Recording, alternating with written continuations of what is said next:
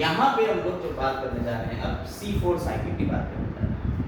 जो C4 cycle, इससे पहले हमने बात करी थी C3 साइकिल की। C3 साइकिल को कैल्विन साइकिल कहते हैं। इसमें पहला स्टेबल कंपाउंड 3 कार्बन का बनता था PGA फॉस्फोग्लिसरिक एसिड, इसलिए उसका नाम क्या रख दिया था C3 साइकिल। पहला स्टेबल कंपाउंड कितने कार्बन का था? 3 कार्बन का था। लेकिन कोर्सचेक एक साइंटिस्ट थे, उन्होंने पहली बार देखा कि शुगर केन की जो लीफ होती है, शुगर केन के अंदर एक 4 कार्बन का पहला कंपाउंड बनता है। और फिर आगे इस प्रोसेस को जो बताया इसने हैच एंड स्लैक, ये जो दो साइंटिस्ट थे हैच और स्लैक, इन्होंने इस 4 कार्बन वाले कंपाउंड के आगे के सारे प्रोसेस को पूरा बताया और उन्होंने कहा कि साहब ये जो पूरा साइकिल चल रहा है ये कुछ स्पेशल प्लांट्स में चलता है। बेसिकली बहुत सारे ट्रॉपिकल प्लांट्स होते हैं जिनमें ये देखने को मिलता है। कुछ एग्जांपल यहाँ हमने किए हुए जैसे मेज, शुगर केन, सॉर्गम, एमारैंथस, ये नाम पूछे जा चुके हैं। ये C4 साइकिल इन प्लांट्स में चलता है मेनली, और भी है नाम, लेकिन हमने यहाँ जो नाम लिखे हैं ये पिछले एग्जाम्स में आ चुके हैं और कई बार ये रिपीट हुए क्वेश्चंस, इसलिए ये नाम याद कर लीजिएगा। एग्जाम्पल कि C4 प्लांट जो होते हैं जिनमें C4 साइकिल चलेगा या हैच एंड स्लैक साइकिल भी कहते हैं, या इसे डाई कार्बोक्सिलिक एसिड साइकिल भी बोलते हैं। अभी हम बताने जाएंगे पूरा कि क्या क्या चीज़ें हैं, कौन कौन से पार्ट होते हैं इसमें लीफ में, अभी सब कुछ होगा, लेकिन पहले जितनी बात हम बता रहे हैं उतना उतना याद करते चलिए, ठीक है, ताकि आपके आगे के क्वेश्चंस स्ट्रॉन्ग हो जाए। C4 साइकिल है, कुछ स्पेशल प्लांट्स में चलेगा जैसे शुगर केन हो गया, मेज हो गया, सॉर्गम हो गया और एमारैंथस हो गया। ये 4 नाम याद हो जाएंगे, ठीक। इसकी डिस्कवरी किसने करी थी? हैच और स्लैक ने। सबसे पहले किसने बताया था? शुगर केन में ये 4 कार्बन का कंपाउंड होता है कोर्ट्ज़चेक, साइंटिस्ट का नाम है कोर्ट्ज़चेक। इसे डाई कार्बोक्सिलिक एसिड कार्बोनेट बोलते हैं। अब सुनिए ये प्लांट्स कैसे होते हैं। इन प्लांट्स की लीफ में एक स्पेशल टाइप का मॉडिफिकेशन देखने को मिलता है। जैसे आपने लीफ तो देखी, सभी लीफ देखी है, लीफ का इंटरनल स्ट्रक्चर भी पढ़ के आए, एनाटॉमी ऑफ फ्लावरिंग प्लांट्स में लीफ का इंटरनल स्ट्रक्चर आपने पढ़ा था कि लीफ को जब काटते हैं तो उसमें एक अपर एपिडर्मिस निकलती है और एक लोअर एपिडर्मिस होती है। लोअर एपिडर्मिस के ऊपर स्टोमेटा होता है, ये भी बता चुके थे हम आपको, है ना, होते ऊपर वाली में भी, लेकिन ऊपर वाली में कम, नीचे वाली में स्टोमेटा ज्यादा होता है। इसके अलावा हमने आपको बताया था यहाँ पे आपकी पैलिसेड पैरेन्काइमा होता है और यहाँ स्पॉन्जी पैरेन्काइमा होता है और बीच में होता है जाइलम और फ्लोएम। जाइलम और फ्लोएम बताया कि पूरा लीफ का स्ट्रक्चर शायद आपको याद नहीं याद है तो ये आप समझ लीजिए। यहाँ पैलिसेड पैरेन्काइमा या स्पॉन्जी पैरेन्काइमा, इसे कहते हैं मेसोफिल टिश्यू, मेसोफिल टिश्यू, ठीक है।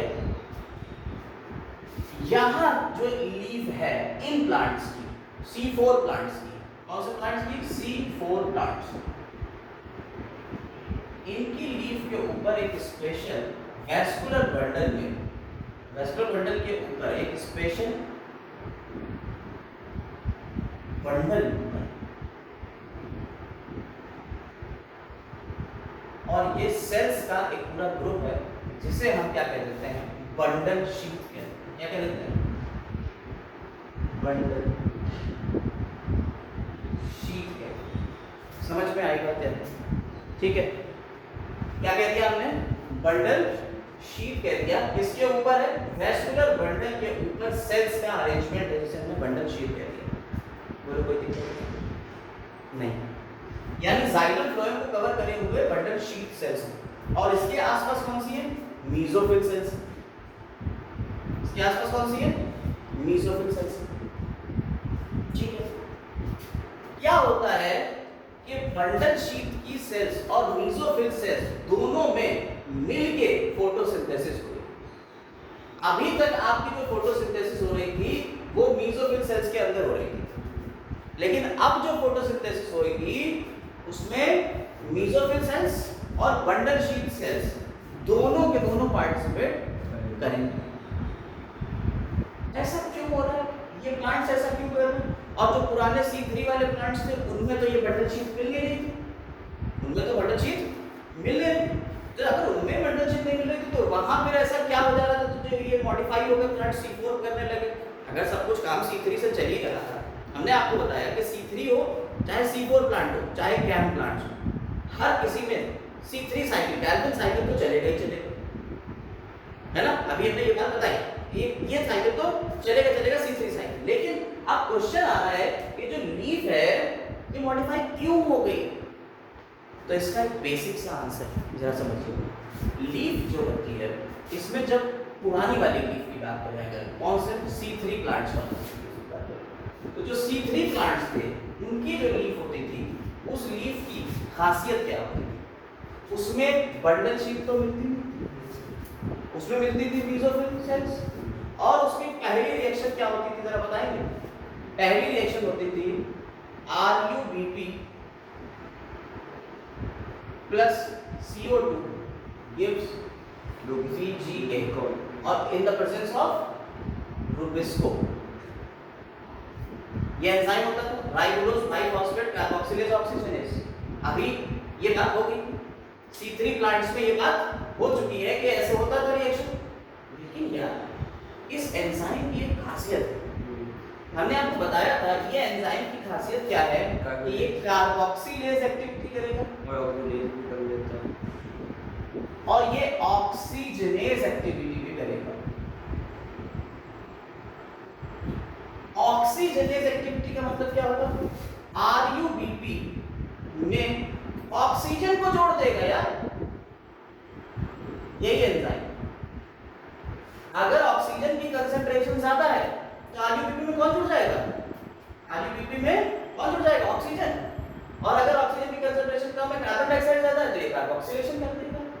यार अगर हम देखें ऑक्सीजन की कंसंट्रेशन ज्यादा होते ही ये बर्बाद कर देगा रिएक्शन को, खाना तो बनेगा नहीं भाई। अगर कार्बन डाइऑक्साइड जुड़ती तब तो ग्लूकोज बनता, अब ऑक्सीजन जुड़ रही है तो रेस्पिरेशन होने लगा ना, और रेस्पिरेशन हो रहा है तो भाई साहब इसे कह देते हैं फोटो रेस्पिरेशन।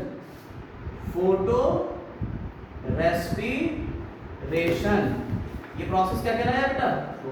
फोटो रेस्पिरेशन, यानी कि लाइट की प्रेजेंस में फोटोसिंथेसिस नहीं हुई, क्या होने लगा? फोटो रेस्पिरेशन होने लगा। वेस्टफुल प्रोसेस है ये, फोटो रेस्पिरेशन आगे पढ़ाएंगे, लेकिन ये समझिए कि ये वेस्टफुल प्रोसेस है, बर्बाद हो गया, फोटोसिंथेसिस ही बर्बाद हो गई, जिसलिए फोटोसिंथेसिस हो रही थी तो काम ही नहीं हुआ।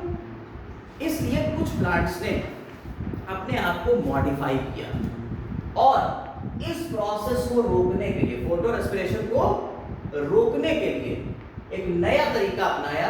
वो क्या था? C4 cycle. वो नया तरीका क्या था?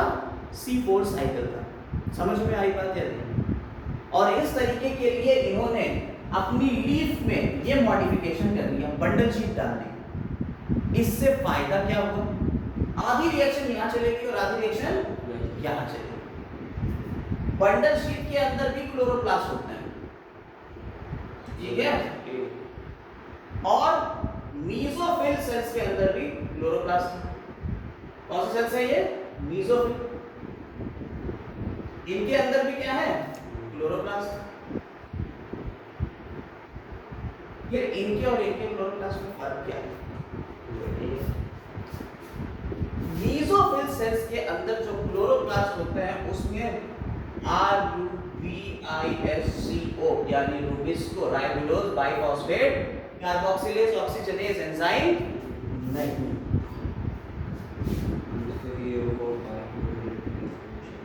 तो यहाँ फोटो रेस्पिरेशन नहीं होएगा, बच गया। क्योंकि अगर ये होता तो ये ऑक्सीजन को चिपका देता, फोटो रेस्पिरेशन करा देता। जब यही एंजाइम नहीं है तो क्या ये चिपकाएगा ऑक्सीजन को? नहीं। इसकी जगह यहाँ क्या होता है? Phosphoenol pyruvate carboxylase package, carboxylase, phosphoenol pyruvate carboxylase package enzyme. ये क्या करता है? फॉस्फोइनोल पाइरूवेट में कार्बन डाइऑक्साइड को जोड़ देता है,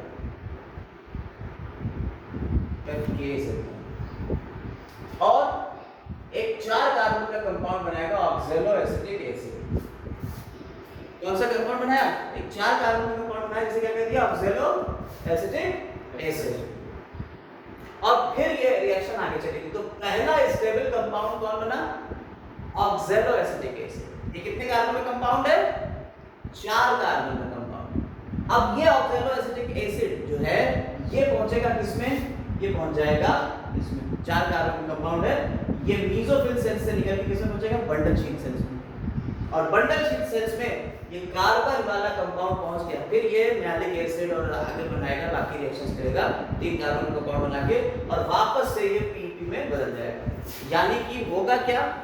होगा ये कि ये जो केज एंजाइम था इसकी वजह से क्या हो गया? ऑक्सैलोएसिटिक एसिड बना, जो कितने कार्बन का कंपाउंड है? 4 कार्बन का कंपाउंड। तो फर्स्ट स्टेबल कार्बन कंपाउंड कितने का है? 4 कार्बन का।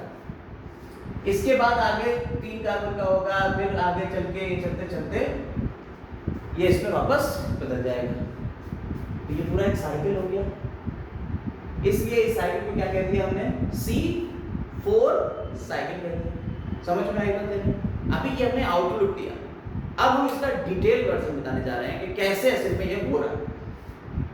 तो इसके क्लोरोप्लास्ट जो होते हैं उसमें आरयूपीपी राइबोज बाइफॉस्फेट कार्बोक्सिलेज नहीं होता, और इसके अंदर ये एंजाइम होता है। मतलब क्या होगा? इसके अंदर ये एंजाइम है। कौन सा एंजाइम है?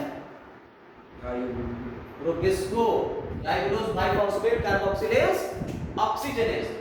होता क्या है? ये 4 कार्बन का कंपाउंड जब इसके अंदर आता है तो 3 कार्बन के कंपाउंड में बदल जाता है। 3 कार्बन या 4 कार्बन से 3 कार्बन में बदलता है। 4 कार्बन का कंपाउंड किसमें बदलता है? 3 कार्बन में बदलता है। तो ये क्या करेगा? एक कार्बन डाइऑक्साइड यहाँ बाहर निकाल देगा, और ये जो कार्बन डाइऑक्साइड है इसको ये एंजाइम पकड़ लेगा और आरयूपीपी में इसे जोड़ के पीजीए बना देगा। बोलो बोलो, समझ में आई बात है? नहीं, ये C3 साइकिल क्लियर हो गया। यानी यहाँ C3 साइकिल चलने लगी, यहाँ C3 साइकिल चलेगी, कैल्विन साइकिल बंडल शीट। तो बंडल शीट सेल्स के अंदर क्या चलेगी? कैल्विन साइकिल चलेगी, और मेसोफिल सेल्स में ऑक्सैलोएसिटिक एसिड बन जाएगा, यानी 4 कार्बन कंपाउंड बन जाएगा। यानी 2 सेल्स इन्वॉल्व हो रही हैं इस रिएक्शन में। मेरी बात समझ में आ रही है ना? बिल्कुल क्लियर। अब यहाँ पे इससे फायदा क्या हुआ? अंदर सिर्फ क्या पहुंची? Carbon dioxide. यानी बंडल शीट के पास सिर्फ कार्बन डाइऑक्साइड की कंसंट्रेशन ज्यादा है, और इसलिए ऑक्सीजनेज एक्टिविटी यहाँ नहीं होगी, फोटो रेस्पिरेशन यहाँ नहीं होगा, और फोटो रेस्पिरेशन नहीं हुआ तो वेस्टफुल प्रोसेस नहीं हुआ, और अगर वेस्टफुल प्रोसेस नहीं हुआ तो प्लांट्स की एनर्जी यील्ड बढ़ गई, प्लांट्स को खाना ज्यादा मिलने लगा, खाना ज्यादा बढ़ने लगा। समझ में आई? जल्दी बढ़े। C4 प्लांट्स जो है उनमें खाने की मात्रा ज्यादा हो जाएगी, ज्यादा एफिशिएंट हो गए। किससे? C3 वालों से। C3 वालों से C4 ज्यादा बेहतर क्यों है? क्योंकि इसमें फोटो रेस्पिरेशन नहीं होता, और इसमें फोटो रेस्पिरेशन हो सकता है। दूसरी बात, यहाँ पे कम वाटर की रिक्वायरमेंट होती है, यहाँ कम वाटर की रिक्वायरमेंट होती है, और यहाँ ज्यादा वाटर की रिक्वायरमेंट होती है, तो वाटर की भी रिक्वायरमेंट कम होगी। हालांकि यहाँ पे एटीपी ज्यादा बनते हैं, यहाँ एटीपी ज्यादा लगते हैं, एटीपी ज्यादा लगते हैं इस वाले के मुकाबले, लेकिन फिर भी ये प्रोसेस ज्यादा अच्छा है C3 वाले से। अब हम लोग डिटेल में समझेंगे कि ये C4 प्रोसेस है क्या, है ना? आइए उसको भी समझ लेते हैं। देखो यहाँ हम लोग पूरा एक सिनेरियो बना के रखा है C4 का। ये एनसीईआरटी में भी ऐसे ही दिया हुआ है, ठीक है? C4 में पूरा एनसीईआरटी में भी ऐसे दिया। हम थोड़ी थोड़ी डिटेल बताते रहेंगे। जरा पहले एक बात और जान लीजिए, जो अभी हमने लीफ का स्ट्रक्चर बनाया था, लीफ का स्ट्रक्चर बनाया था जिसमें हमने आपको बताया कि अपर एपिडर्मिस है, लोअर एपिडर्मिस है, और बीच में जाइलम और फ्लोएम। जाइलम फ्लोएम के ऊपर बंडल शीथ अरेंज रहती है, ये बताया अभी हमने। और इसके आसपास जो सेल्स हैं उनका नाम क्या है? Mesophyll cells. इसके आसपास जो सेल है उसका नाम क्या है बेटा? Mesophyll cells. तो ये जो बंडल शीट इसके ऊपर अरेंज है, ये ऐसा नहीं लग रहा है कि जैसे जो जूड़ा होता है, लड़कियां जूड़ा बांधती है बालों का, और उसके ऊपर एक गजरा लगा देती है, बिल्कुल वैसे गजरे के जैसे तो है ये। तो इसीलिए ये एनाटॉमी कहलाती है, क्रेन्स एनाटॉमी। इसे क्या कहते हैं? क्रेन्स एनाटॉमी कहते हैं। क्रेन्स का मतलब क्या होता है? गजरा, रीथ, ठीक है? क्रेन्स का मतलब क्या होता है? रीफ लाइक यानी गजरे के जैसी एनाटॉमी। ये याद रखिएगा, क्रेन्स एनाटॉमी मिलती है किसमें? C4 plants. ऐसे प्लांट्स क्या है? C4 जिनमें C4 साइकिल है। अब देखिए इसका होता है, सबसे पहले एक एक चीज बताएंगे पहले, फिर इसकी डिटेल इक्वेशंस भी बता देंगे कि कौन सी इक्वेशन कैसे बन रही है, कहाँ ATP लग रहा है, कहाँ NADPH लग रहा है, ये सारी बातें बताएंगे। देखिए जो एटमॉस्फेरिक कार्बन डाइऑक्साइड थी, एटमॉस्फेरिक कार्बन डाइऑक्साइड यहां से स्टोमेटा के थ्रू अंदर आ गई और किसमें आ गई? मीसोफिल सेल्स में आ गई। किसमें आ गई? मीसोफिल सेल्स में आ गई। ऊपर वाली सेल जो बनाई है ये मीसोफिल सेल है, ये नीचे वाली जो है ये बंडल शीथ सेल है। ठीक है, बंडल शीथ सेल हो गई नीचे वाली और ये मीसोफिल सेल हो गई। और मीसोफिल सेल की देखिए बाहर सेल वॉल है और ये प्लाज्मा मेम्ब्रेन। ये प्लाज्मा मेम्ब्रेन और इसकी प्लाज्मा मेम्ब्रेन देखिए एक दूसरे से जुड़ा हुआ है, ये एक कनेक्शन है इसमें, साइटोप्लाज्मिक कनेक्शन, जैसे हम प्लाज्मोडेस्माटा कहते हैं। यानी ये वाली सेल और ये अंदर वाली सेल, दोनों सेल एक दूसरे से जुड़ी हुई रहती है इस तरह से। समझ में आएगा? ये जो कार्बन डाइऑक्साइड है, याद करिए मैंने आपको बताया था कार्बन डाइऑक्साइड जो होती है जैसे सेल के अंदर जाती है वाटर से मिल जाती है और वाटर से मिलकर बनाती है H2CO3 कार्बोनेट डाइकार्बोनेट, और इससे डाइकार्बोनेट आयन बनता है HCO3 माइनस और H+, ये इसमें टूट जाती है। तो HCO3 माइनस देखिए ये है, ये कार्बन डाइऑक्साइड ही है जो किससे जुड़ी? फॉस्फोइनॉल पाइरुवेट से। किससे? PEP, फॉस्फोइनॉल पाइरुवेट, PEP कहलाता है। With the help of enzyme PEPcase, हमने बताया फॉस्फोइनॉल पाइरुवेट कार्बोक्सिलेज एंजाइम, पीछे भी बता चुके हैं। पेप्केज एंजाइम से ये जुड़ गई, फिक्सेशन हुआ और 4 कार्बन का एक एसिड बना जिसका नाम क्या है? Oxalo acetic acid. याद रखेंगे पहला कार्बन का कंपाउंड जो बना, जो स्टेबल कंपाउंड था वो ऑक्सैलो एसिटिक एसिड था। ये कितने कार्बन का कंपाउंड था? 4 कार्बन का कंपाउंड था, इसलिए ये साइकिल कैसा है? C4 cycle. क्लियर? अब ये जो एसिड है, ये एसिड इस प्लाज्मोडेस्माटा से देखिए ट्रांसपोर्ट होता हुआ यहाँ आ गया। 4 कार्बन का एसिड है। कौन सा एसिड है? Oxalo acetic acid. अब इसमें क्या होगा? डीकार्बोक्सिलेशन होगा। ये ऑक्सैलो एसिटिक एसिड जो होता है ये किसमें कन्वर्ट हो जाएगा? मैलिक एसिड में कन्वर्ट हो जाएगा, C3 कार्बन, और एक कार्बन डाइऑक्साइड यहां से रिलीज कर देगा। वही यहां दिखाया डीकार्बोक्सिलेशन हुआ, यानी कार्बन अंदर से रिलीज करेगी। कार्बोक्सिलेशन का मतलब क्या होता है? जुड़ना। डीकार्बोक्सिलेशन कार्बन डाइऑक्साइड को रिलीज कर देना, बाहर निकल गई कार्बन डाइऑक्साइड। अब कार्बन डाइऑक्साइड जो बाहर निकली उसका क्या हो जाएगा? फिक्सेशन हो जाएगा बाय कैल्विन साइकिल, यानी C3 साइकिल यहां चलेगा। ये कार्बन डाइऑक्साइड यहां आ गई और C3 साइकिल यहां चलने लगेगा। अब जो बचा मैलिक एसिड, क्या बचा? मैलिक एसिड जो बचा यहाँ, अच्छा यहाँ से यहाँ पे जो ट्रांसपोर्ट हुआ है ना, ठीक है, वो ट्रांसपोर्ट जब हुआ तो मैलिक एसिड से यहाँ पे बन जाता है, यहाँ डीकार्बोक्सिलेशन में NADPH निकलता है। क्या निकलता है? NADPH निकलता है। NADP पॉजिटिव एक यूज हो जाएगा NADPH, और यहाँ से NADPH हो जाएगा, NADP।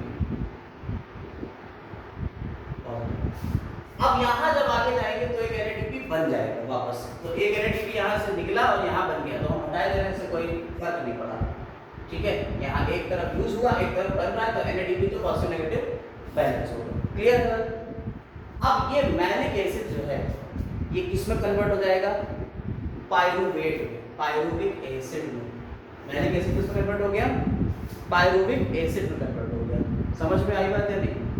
और ये पाइरुविक एसिड आगे की तरफ ट्रांसपोर्ट होता हुआ 3 कार्बन का ये पाइरुवेट यहाँ आ गया। पाइरुवेट एसिड कितने कार्बन का है? 3। ठीक, और ये 3 कार्बन का पाइरुवेट आगे चल के रीजनरेशन करेगा, इसमें एक फास्फोरस और जुड़ जाएगा H3PO4 और इसमें ऐड होगा, तो रीजनरेट होकर किसमें बदल के? Phosphoenol pyruvate. नहीं समझे बात? इसमें बदल गया ये फॉस्फोइनॉल पाइरुवेट में, देखो फॉस्फो ग्रुप लग गया यहाँ से फॉस्फोरिक H3PO4 से, इसमें पाइरुवेट में, तो फॉस्फोइनॉल पाइरुवेट हो गया। क्लियर हुई बात मेरी? बोलो। तो इस तरह से ये वापस यहाँ बन जाता है, लेकिन जब ये ऐड हो रहा होता है तो ये फॉस्फोइनॉल पाइरुवेट जो H3PO4 है ये ATP से ऐड होगा। किससे ऐड होगा? ATP के यूटिलाइजेशन से ऐड होगा। ऐसे नहीं कि भाई साहब इसमें जो है तुरंत हो गया। ये जो फास्फोरस ग्रुप है ये कौन देगा? ATP देगा। जरा ध्यान दीजिए, मेरी बात को ध्यान दीजिएगा।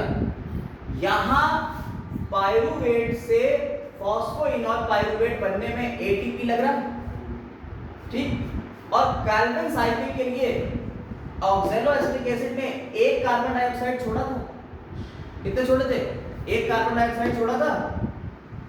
अब जरा ध्यान दीजिएगा ऐसी बात को, तो एक कार्बन डाइऑक्साइड और कार्बन साइकिल में कितने बनते हैं कार्बन डाइऑक्साइड चाहिए होते हैं? टोटल ग्लूकोज बनना है, एक ग्लूकोज में कितने कार्बन डाइऑक्साइड कार्बन होंगे? 6। तो कितने कार्बन डाइऑक्साइड चाहिए? 6। ये पूरे साइकिल में कितना निकला? 1। अरे एक ही तो निकला, C3 है। C3 मतलब C3 साइकिल की बात हो रही है, एक ही तो कार्बन डाइऑक्साइड निकला। ध्यान दीजिए, तो ये साइकिल कितनी बार चलेगा? 6 बार चलेगा। NADP यहाँ लग रहा था और यहाँ से NADP बन रहा था, तो NADP की तो कोई बात ही नहीं आई, वो तो बैलेंस था। लेकिन एक्स्ट्रा में इस साइकिल में, हर एक साइकिल में एक ATP, दूसरी बार कार्बन डाइऑक्साइड यहाँ निकलेगी तो दूसरा ATP, तीसरी बार कार्बन डाइऑक्साइड निकलेगी तो तीसरा ATP, ऐसे छठी बार में 6 ATP होंगे। यानी 6 ATP को यहाँ यूटिलाइजेशन करना पड़ रहा है, एक्स्ट्रा 6 ATP लग रहा है। अगर पाइरुवेट को वापस बनाना है फॉस्फोइनॉल पाइरुवेट को, तो 6 ATP लग रहा है। बात समझ में आई? और ये टोटल कितनी बार चलेगा ये साइकिल? 6 बार चलेगा। क्लियर? तभी तो यहाँ कार्बन साइकिल चलेगा। और कार्बन साइकिल के थ्रू आपको बता चुके हैं पहले भी, पिछले क्लास में जब हमने C3 के बारे में बताया था, C3 साइकिल में हमने आपको बताया था, जरा ध्यान दीजिएगा, मेरी बात को ध्यान से समझिएगा। C3 साइकिल फिर से एक बार बता रहे हैं। C3 में क्या होता है? 6 कार्बन डाइऑक्साइड होती है और 6 कार्बन डाइऑक्साइड मिलकर क्या बनती है? C6H12 तो 6। 18 ATP लगते हैं और जब यूज हो जाते हैं तो ATP किस में चलते हैं? ADP। 12 NADPH बनते हैं। किसमें बदल गए? NADP। समझे बात को? इतना काम कहाँ हो रहा है? C3 साइकिल में हो रहा है। और ये C3 साइकिल चल कहाँ रहा है? यहाँ चल रहा है। किसमें चल रहा है? बंडल शीट की सेल्स में चल रहा है। C3 साइकिल कहाँ चल रहा है? बंडल शीट की सेल्स में चल रहा है। भाई समझ रहे हो बात को?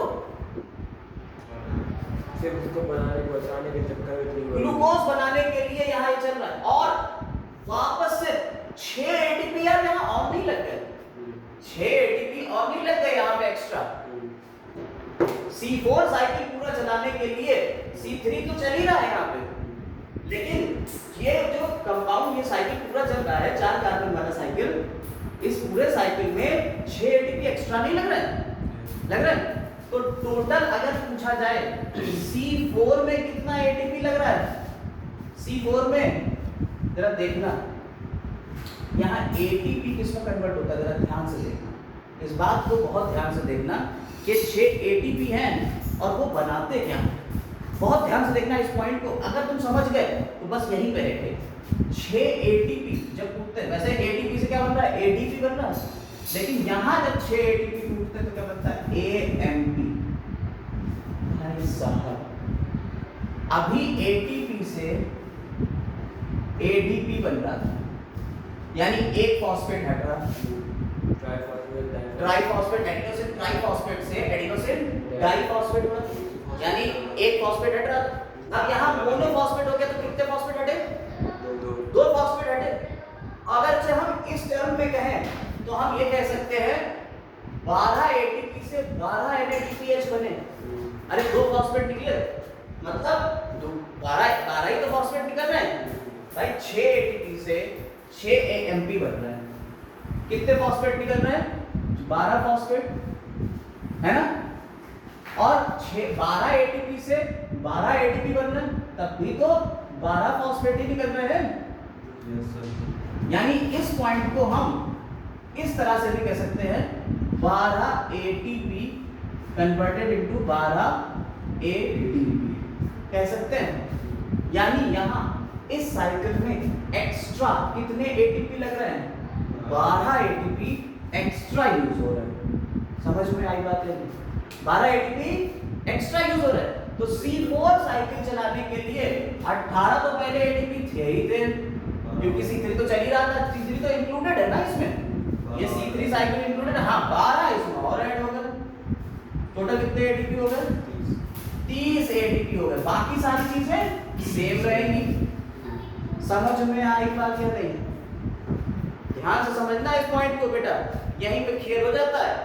हमने तुमसे कल भी बताया था, एक कार्बन डाइऑक्साइड एक कार्बन डाइऑक्साइड के लिए कितने एटीपी चाहिए होंगे? एक के 6 के लिए तो चाहिए, डिवाइडेड बाय 6 कर दो। जब डिवाइडेड बाय 6 करोगे तो एक कार्बन डाइऑक्साइड के लिए कितने एटीपी हुए? 3 एटीपी हुए। 6 से डिवाइड करोगे 3 एटीपी हुए और 2 NADPH हुए। लेकिन अगर C4 साइकिल चलेगा तो यहाँ एटीपी कितने हो गए हैं? 30। तो एक कार्बन डाइऑक्साइड के लिए कितने एटीपी? 6 से डिवाइड करोगे 5 एटीपी। भाई साहब ये क्वेश्चन नीट के है। मतलब साइकिल तो बहुत सिंपल है, एनसीईआरटी ने लिख दिया है, लेकिन जब नीट में क्वेश्चन पूछा जाएगा तो यहाँ से आएगा अंक खराब करने के लिए। और इसीलिए वो कहते हैं कि हम तो एनसीईआरटी देते हैं, जाओ समझो जाके एनसीईआरटी। अब समझ में आ रहा है? पॉइंट समझ में आ रहा है? कहां से क्वेश्चन निकल रहा है ये समझ में आया? आपको ये पॉइंट पकड़ना है कि यहाँ एक्स्ट्रा 12 एटीपी लग रहे हैं कब? पाइरुवेट को फॉस्फोइनॉल पाइरुवेट में कन्वर्ट करने के लिए। इसलिए ये 12 एटीपी भी इसी में ऐड हो जाएंगे 18 में। तो 18 बना हो गए 30। तो टोटल 30 एटीपी लगते हैं C4 साइकिल। हालांकि यहाँ एटीपी की रिक्वायरमेंट ज्यादा है, लेकिन फिर भी मोर इफिशिएंट है C4 साइकिल देन C3। क्यों? क्योंकि यहाँ पे फोटो रेस्पिरेशन नहीं हो रहा है। बात समझ में आ गई? बोलो कोई दिक्कत है इसमें? जरा सी भी नहीं। ये साइकिल याद कर लीजिएगा कि क्या चल रहा है, कैसे चल रहा है। ये मैलिक एसिड वाला इसमें मत लिखिएगा, एनसीईआरटी के लेवल पे सिर्फ इतना ही है। हमने आपको बता दिया है, लेकिन एनसीईआरटी के लेवल पे सिर्फ इतना ही है। ठीक है, ये ऑक्सैलोएसिटिक एसिड भी नहीं है, एनसीईआरटी में सिर्फ इतना है, लेकिन हमने आपको पूरा बता दिया। पहला स्टेबल कंपाउंड कौन सा है? 4 कार्बन का है, वो कौन है? Oxaloacetic acid. इसलिए इसका नाम पड़ गया C4 साइकिल। यहाँ पे C3 वाले में पहला स्टेबल कंपाउंड कौन था? Phospho PGA, phosphoenol phosphoglycerate. ठीक है, फॉस्फोग्लिसरेट था, इसलिए वो 3 कार्बन का था, इसलिए इसका नाम क्या पड़ गया? C3 साइकिल पड़ गया। लेकिन C4 साइकिल के लिए C4 साइकिल क्यों चला? क्योंकि यहाँ पे फोटो रेस्पिरेशन को बचाना था। अब यहाँ RUPP तो है नहीं, रुबिस्को तो है नहीं। जब रुबिस्को नहीं है तो यहाँ क्या नहीं होगा? फोटो रेस्पिरेशन नहीं होगा, ऑक्सीजन से ऐड नहीं होगा, इसलिए ये बच गया पूरा प्रोसेस। समझ में आ गई बात या नहीं? कोई दिक्कत इसमें नहीं?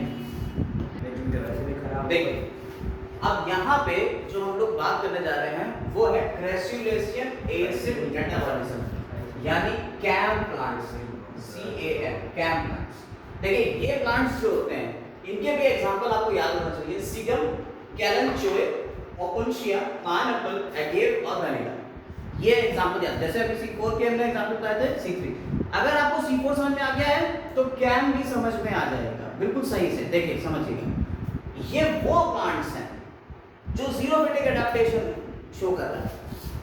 ये वो प्लांट्स हैं जो जीरोफिटिक एडाप्टेशन शो कर रहे हैं, जीरोफाइट्स हैं, यानी कि जहां पे आपका सूखे इलाके हैं, जहां रेगिस्तान है, जहां पानी की कमी है। तो इन प्लांट्स से पता क्या करा? इन प्लांट्स ने अपने आप को एडाप्ट कर लिया, और ऐसे एडाप्ट किया कि अपने स्टोमेटा को रात में खोलेंगे और दिन में बंद रखेंगे। स्टोमेटा आपने इन जनरल देखा है फोटोसिंथेसिस सुबह में होती है। अगर फोटोसिंथेसिस सुबह में हो रही है तो स्टोमेटा दिन में खुलेंगे, और अगर स्टोमेटा दिन में खुल रहे हैं तो वो पुराने साइकिल चल रहे हैं, चाहे C3 हो चाहे C4। लेकिन कुछ स्टोमेटा ऐसे हैं जो रात में खुलते हैं, तो ये समझिए दो तरीके के स्टोमेटा होते हैं। एक स्टोमेटा जो दिन में खुलते हैं उन्हें कहते हैं फोटो एक्टिव स्टोमेटा। जो स्टोमेटा दिन में ओपन हो रहे हैं वो कैसे हैं? Photo active stomata. जो स्टोमेटा रात में ओपन हो रहा है उन्हें कहते हैं स्कोटो एक्टिव स्टोमेटा। और यहाँ ग्रेजुलेशन एसिड मेटाबॉलिज्म में स्कोटो एक्टिव स्टोमेटा देखने को मिलते हैं। यानी ये स्टोमेटा कब खुलेंगे? रात में खुलेंगे। तो यहाँ पे मीजोफिल सेल्स जो हैं और बंडल शीट अलग अलग नहीं होती। यहाँ एक ही सेल है मीजोफिल सेल, लेकिन इनके स्टोमेटा दिन और रात में खुलेंगे और काम बिल्कुल वैसे ही जैसे C4 में हो रहा है। देखिए रात के time during night stomata open होते हैं। स्टोमेटा ओपन होते हैं और जब स्टोमेटा ओपन होंगे तो कार्बन डाइऑक्साइड अंदर जाएगी, सेल के अंदर जा रही और वाटर बाहर निकल रहा है। अच्छा, रात में ये खोलने का मतलब क्यों इन्होंने डिसाइड किया कि रात में स्टोमेटा खोलेंगे, दिन में नहीं? रात में इसलिए क्योंकि जब रेगिस्तान है यानी कि सूखा पड़ा हुआ डेजर्ट का इलाका है तो वहाँ रात में थोड़ा ठंडा रहता है। ठंडा रहता है तो ट्रांसपिरेशन कम होगा, वाटर लॉस कम होगा। तो रात में स्टोमेटा खोलेंगे तो वाटर लॉस कम होता है क्योंकि वहाँ पानी को ही तो बचाना था, इसलिए ये मैकेनिज्म करी गई ग्रेजुलेशन एसिड मेटाबॉलिज्म। अब यहाँ क्या हो रहा है? कार्बन डाइऑक्साइड अंदर आ गई, ट्रांसपिरेशन हो रहा है हल्का फुल्का, बहुत कम पानी रात में निकल रहा है। ड्यूरिंग नाइट चल रहा है, ये सारा काम कब चल रहा है? During night. और ये एक ही सेल है। ये कार्बन डाइऑक्साइड कार्बोनेट की फॉर्म में आई, फॉस्फोइनॉल पाइरुवेट था, इसको जोड़ा और ऑक्सैलोएसिटिक एसिड बनाया। बिल्कुल वैसे अभी तो बना था, ये याद करिए। लेकिन ये काम साइटोप्लाज्म में हो रहा है। ये काम कहाँ हो रहा है? साइटोप्लाज्म में हो रहा है। और ये ऑक्सैलोएसिटिक एसिड किसमें बदल गया? मैलेट में बदल गया और ये मैलेट मैलिक एसिड की फॉर्म में वैक्यूल में स्टोर हो गया रात में। और ये स्टार्च कन्वर्ट होता है ट्रायोस फॉस्फेट में और ये ट्रायोस फॉस्फेट से फिर फॉस्फेट बना लिया, फॉस्फेनॉल पाइरुवेट। ये चल रहा है प्रोसेस, समझ में आएगा? रात में मैलिक एसिड की फॉर्म में वैक्यूल में कार्बन डाइऑक्साइड सेव हो गई क्योंकि स्टोमेटा रात में खुला था। यानी जितनी भी कार्बन डाइऑक्साइड को अंदर लेना होगा, जितना भी खाना बनाना होगा, ये कार्बन डाइऑक्साइड रात में सारी स्टोर कर लेगा। किस फॉर्म में? मैलिक एसिड की फॉर्म में। कहाँ? वैक्यूल के अंदर। क्लियर? अब जब दिन होता है, सुबह हुई, तो स्टोमेटा क्लोज हो गया। कार्बन डाइऑक्साइड आ रही है, देखो यहाँ से आ रही है, चली जा रही है, अंदर नहीं आ रही, बाहर ही बाहर। वाटर जा रहा है क्या बाहर? क्योंकि स्टोमेटा क्लोज है तो वाटर भी बाहर नहीं जा रहा है क्योंकि गर्मी बहुत है, ट्रांसमिशन ज़्यादा होता है। अब क्या होता है?